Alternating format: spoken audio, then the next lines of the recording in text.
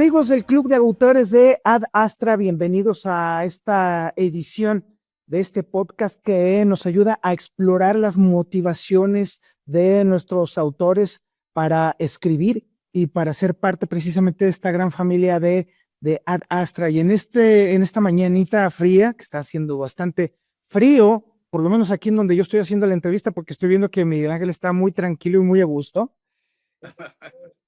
Sí, afortunadamente aquí estamos a buena temperatura. No, acá está, pero terrible el asunto. Pero Miguel Ángel Montoya Díaz, autor de El Legionario y La Loca, ¿qué tal? Bienvenido al Club de Autores. ¿Qué tal? Muchísimas gracias. Sí. Bueno, la verdad es que me ha encantado tu libro, de verdad, ha sido una constante referencia histórica de un pasado quizá que se antoja reciente a la luz de lo que está aconteciendo en este momento en el mundo. Algo está pasando y me gusta mucho la referencia histórica que hace tu libro de Legionario y La Loca, porque es una novela en donde planteas una teoría conspirativa fascinante, por cierto, sobre el asesinato de Jorge Eliezer Gaitán, involucrando a un agente de la CIA que se llama Duncan Harris y a un segundo tirador, un joven vasco. ¿Qué es lo que te motivó, comenzando ya con la entrevista, qué es lo que te motivó a reescribir este evento seminal de la cultura colombiana bajo esta óptica de un complot internacional? ¿Y cómo fue este proceso de mezclar figuras históricas reales con personajes de ficción? Bueno, realmente la idea nació circunstancialmente. Casualmente yo estuve viviendo un tiempo en Colombia y la fecha en la que se celebra el Bogotazo, pues es un evento, digamos, que rememora aquellos eventos. Y siempre ha existido una duda de quién realmente realizó el atentado. Se ha especulado mucho al respecto y siempre estuvo presente el hecho de que pudo haber sido una conspiración fraguada incluso por la CIA. Entonces, basándome en esa premisa, perdón, voy desarrollando la historia. Siempre se habló de que el asesino, pues desgraciadamente no duró mucho tiempo vivo, no pudieron hacer una investigación más detallada al respecto y realmente ahí quedó la situación, sin ahondar más en el tema. De tal forma que se prestó a que yo pudiera hacer una historia alterna. El porqué del Legionario y La Loca es porque este segundo tirador, Unax Leire, que es el personaje, digamos, central, con el paso de los años, él forma, durante el hecho del Bogotazo, establece una relación que genera un hijo.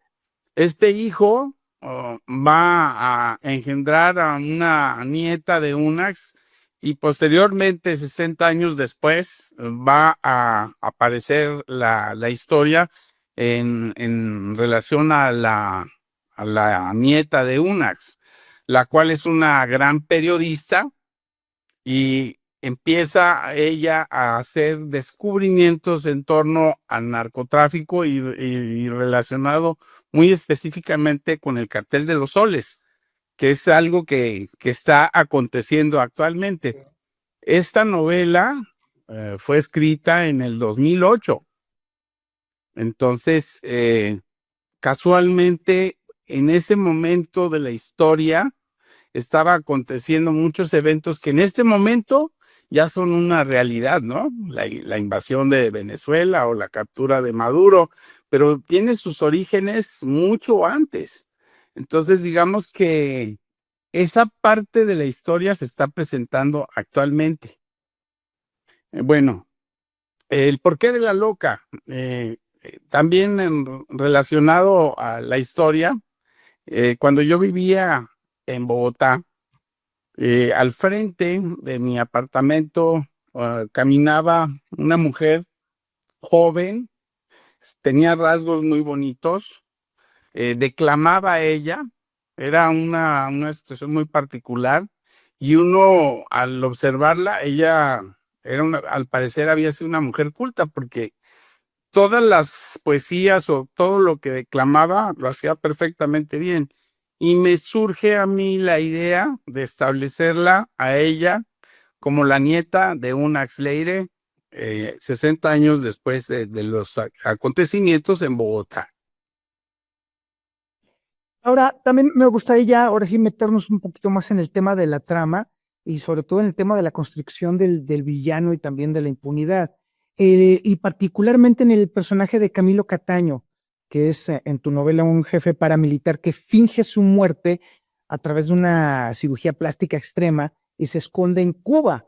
Y me da la impresión de que parece reflejar los mitos urbanos sobre grandes capos del narcotráfico, que en México no estamos exentos precisamente de esos mitos.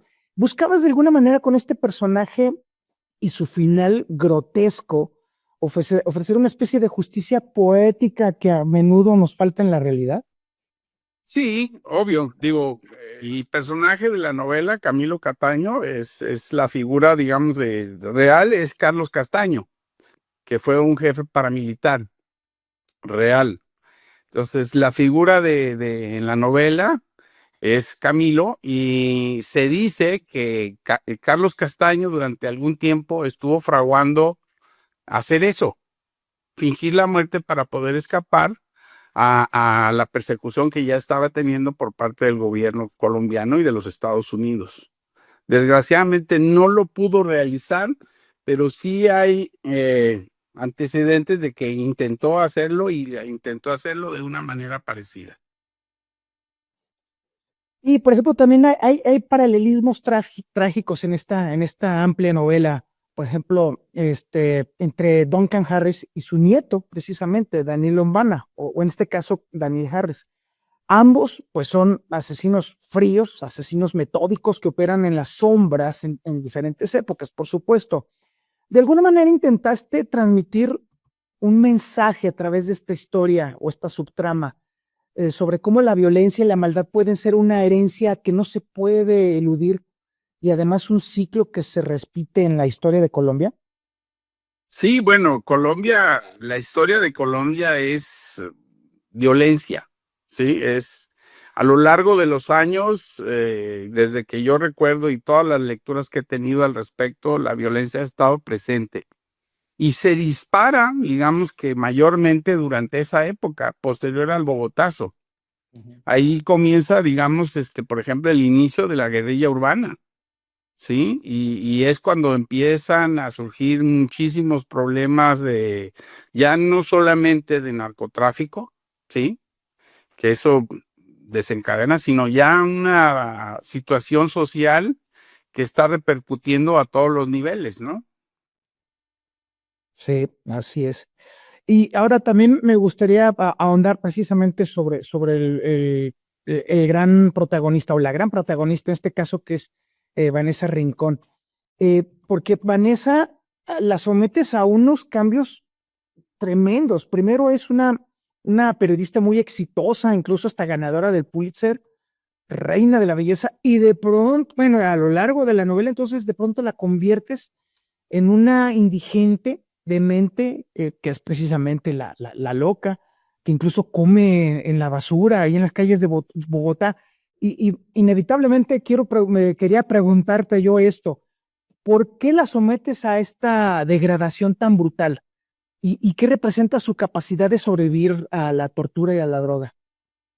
Bueno, digamos que ella descubre un complot de Cataño, y Cataño es un hombre cruel, el cual se ve afectado por, pues, todas las investigaciones que está haciendo Vanessa, y no le parece, digamos, que un castigo adecuado solamente eliminarla, sino que desea llevarla al borde de la locura, a hacerla sufrir.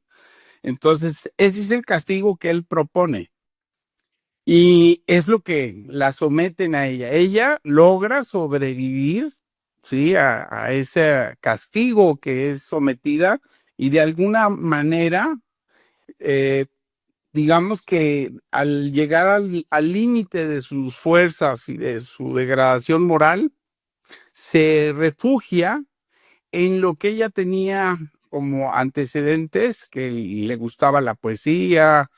Fue una forma como de escape que estaba ahí en su subconsciente. Cuando ella logra salir y escapar de las garras de sus captores, permanece todavía en esa locura, pero con el paso de los días y el reencontrarse con su abuela y con su abuelo, logra restablecer esa cordura y volver al presente, pero buscando ya la venganza a la que fue sometida, ¿verdad? Con esa violencia que le provoca Cataño. Digamos que es una trama, en muchos casos, en el caso de Unas, es una novela de redención, ¿no? Un hombre que fue un asesino, que fue engañado por un complot de los americanos, pero con el paso del tiempo logra salir de eso, redimirse e incluso llegar a salvar al presidente Uribe de un atentado. Y ahí es donde entramos, por ejemplo, en el tema del contexto geopolítico y incluso hasta de la Legión extranjera. Tu novela tiene un alcance internacional muy grande porque se mueve desde, por ejemplo, desde las selvas del Amazonas, y el conflicto colombiano hasta incluso la base de la Legión extranjera en la Guayana Francesa e incluso también operaciones en África. ¿Cómo fue tu proceso de investigación para poder detallar con tanta precisión la vida y las operaciones de un coronel de la Legión como Unax Leire? Bueno, como ves en la novela, Unax sobrevive a un atentado, y gracias a que sobrevive, la única forma, digamos, de refugiarse o de salir adelante, porque él tiene conocimiento de que en la Legión extranjera no se investiga a ninguna persona que tenga incluso antecedentes criminales. De hecho, en el pasado muchos criminales se refugiaban ingresando a la Legión extranjera y tras cumplir su condena o, digamos, su reclutamiento voluntario, eran libres de culpa. Incluso adquirían la nacionalidad francesa. Para Unax, en aquel 1948, él piensa que la forma más fácil de reintegrarse a la sociedad es ingresando a la Legión extranjera. Al hacerlo, como él termina en Sudamérica, en la Guyana precisamente, logra ingresar a la Legión extranjera y es ahí donde comienza su carrera militar, dejando atrás pues todo lo que había pasado en Colombia con el Bogotazo. Y también otra parte que me encanta de tu novela es precisamente esa mezcla de realidad política actual y la ficción, particularmente el que hayas incluido en la trama precisamente el intento de magnicidio contra el presidente Álvaro Uribe en la Plaza de Toros, la Santa María, utilizando dobles y hasta incluso francotiradores. Al integrar figuras políticas recientes y que de hecho todavía pueden estar activas en esta trama de suspenso, ¿cuál fue el principal desafío que tuviste para mantener esta parte de la verosimilitud sin cruzar la línea hacia la crónica periodística? Bueno, eso siempre en una historia de este tipo es algo complicado. Pero en sí, digamos que la historia colombiana, y básicamente en relación a todos los personajes que aparecen en la novela, que todos son reales, salvo los ficticios. Entonces, por ejemplo, eventos como el de Fidel Castro, que él estuvo en 1948 en Bogotá y que incluso estuvo en el Cerro de Monserrate haciendo y dirigiendo algunas maniobras conjuntamente con el ejército, que puede parecer irreal, mas sin embargo fue real. O por ejemplo, García Márquez, que también estuvo en las manifestaciones y hay un relato durante la historia en la cual arroja una máquina de escribir.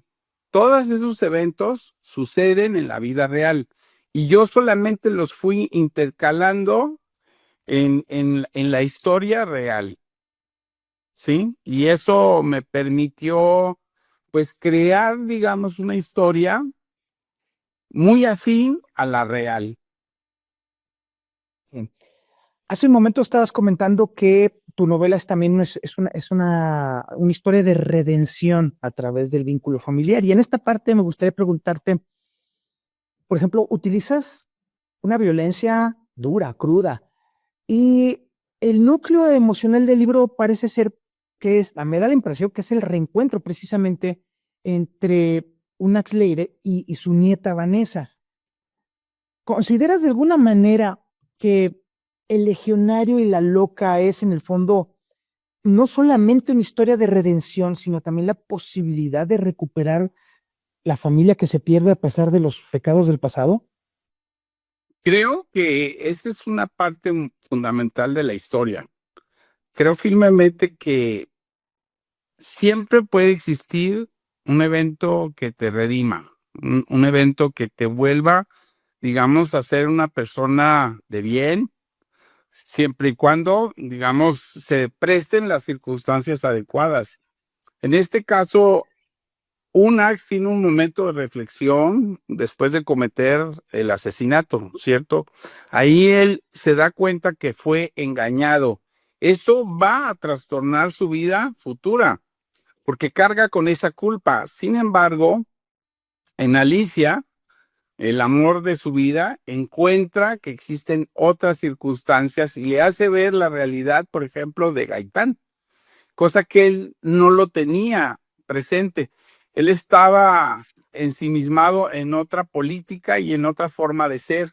Y Alicia le hace ver esa parte. Al perderla a ella, pierde su pasado, pierde el amor de su vida y busca un escape, digamos, en la legión extranjera, pero siempre teniendo en mente que, que hay algo mejor, que puede haber y existe un cambio en la vida. Finalmente, Miguel Ángel, algo con respecto a la dedicatoria que tienes en tu libro. De hecho, al final del libro me encontré con una dedicatoria muy emotiva a tu hija Marifer y Sí. también a tu papá, el doctor Miguel Ángel Montoya Hernández. ¿De alguna manera influyeron estas relaciones personales en la construcción de esos lazos paternales y filiales que tienen tus personajes en esta obra? Particularmente en esta parte que dices, la del coronel hacia Vanessa. Bueno, yo desgraciadamente perdí a mi hija en un accidente. Eh, Ella no pudo ver ni leer la novela. Sabía que la estaba escribiendo, pero no tuvo la oportunidad de leerla. Y es, digamos que una motivación para mí personal fue haber escrito las novelas que me hubiera encantado que mi hija lo hubiera podido ver.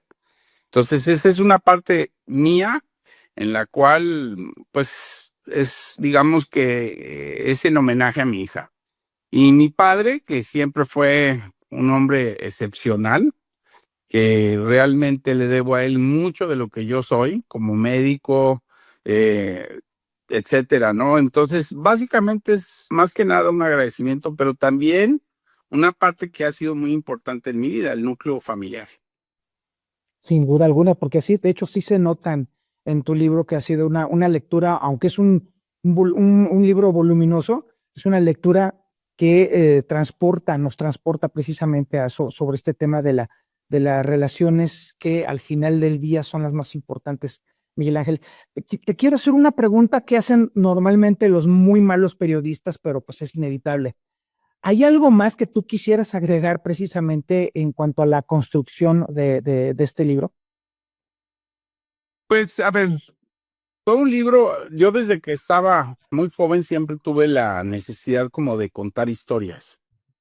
Me quedaba siempre como que con la sensación al final del día que algo me hacía falta. Eh, Me costó mucho trabajo decidirme a escribir, pero una vez que lo hice, creo que es una parte que es muy importante en cualquier persona que se dedique, ya sea a escribir, a pintar, a tener cualquier habilidad para algo. Particularmente creo que esa ha sido una forma mía de crecer como ser humano y de también poder influir de cierta manera con lo que yo creo que es la vida, las experiencias y una manera de enseñar a las personas que existen muchas alternativas para poder lograr lo que nosotros estamos buscando en ella. Y pues nosotros aquí en Ad Astra, Miguel Ángel, estamos muy orgullosos, muy contentos de que este paso precisamente de la escritura lo hayas dado con nosotros. La verdad es que también para nosotros ha sido una gran experiencia tenerte como uno de nuestros autores. Y por supuesto que estaremos al pendiente porque por ahí también hay otros 2 volúmenes que tengo pendientes y que por supuesto me gustaría platicar contigo en entregas posteriores, pero por lo pronto en Ad Astra estamos muy contentos de que nos hayas elegido como casa editorial. Bueno, pues lo mismo, muchísimas gracias, me he sentido muy a gusto con ustedes, y pues adelante, ¿no? Ahí seguimos, escribiendo y al tanto de todo lo que ustedes nos han ofrecido, pues de una manera extraordinaria. Ahí sí, así estaremos. Y pues sí, así es como concluimos esta entrevista en este club de autores de Ad Astra. Y por supuesto, nuestro agradecimiento a Miguel Ángel Montoya Díaz, autor de El Legionario y La Loca, que está disponible para su compra en nuestra tienda de Ad Astra. Miguel Ángel, muchísimas gracias. Muchísimas gracias a ti y estamos al pendiente. Gracias. Éxitos. Hasta luego.